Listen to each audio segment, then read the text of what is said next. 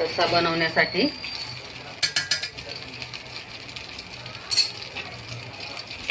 चला आता आपण मटण मसाला आणि लाल मिरची मिक्स केलेली ते आपण तेलात सोडूया. तेलात का सोडावं, कारण की तवंग छान तेलाने खूप छान येतो मस्त. आणि मिक्स करूया.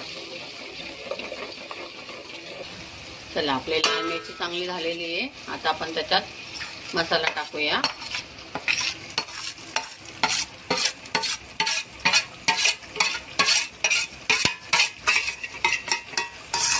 हे झालं खोबऱ्याचं त्याचं वाटण.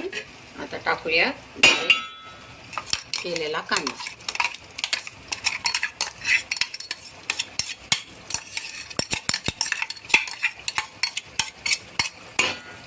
चला त्याला चांगलं मिक्स करून घेऊया आणि बारीक आचेवर मस्त गच्चेवर मसाला शिजू देऊया छान.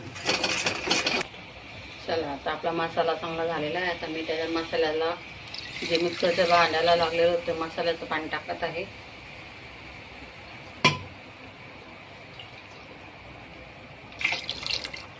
चांगला झटकू देऊया आणि मग आपलं अळणी रस्सा त्यात मटण आणि अळणी रस्सा टाकूया.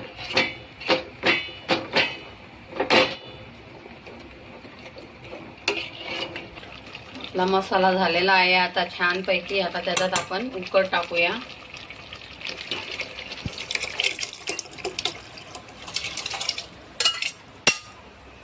छान घालून घेऊया. मिक्स करायचंय. तुम्हाला किती जणांचा रस्सा बनवायचा आहे, किती जणांसाठी बनवायचा आहे, तसं त्याप्रमाणे तुम्ही पाणी टाकू शकता.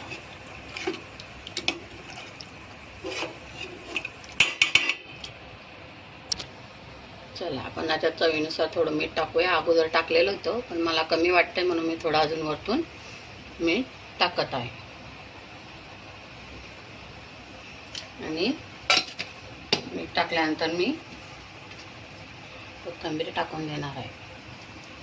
कोथिंबीर आणि मीठ टाकल्यानंतर छान गदकू द्यायची भाजी. छान गदक येऊ द्यायचं आहे. गदक आल्यानंतर त्याला छान खूप मस्त तवंग सुटणार आहे. खूप छान दिसणार आहे.